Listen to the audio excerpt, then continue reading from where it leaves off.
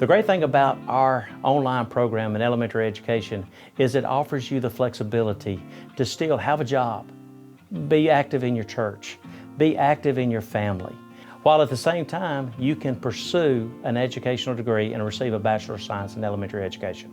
You would start out in a general education track, completely online, perform a residency with us on campus, and then move into your teacher education preparatory classes.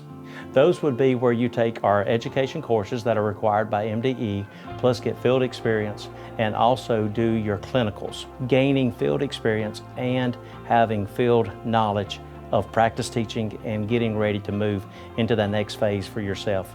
If you're interested in coming to Belhaven and pursuing an education degree, we want to see you. We would love to meet you. We can connect you with the right people to get your experience started.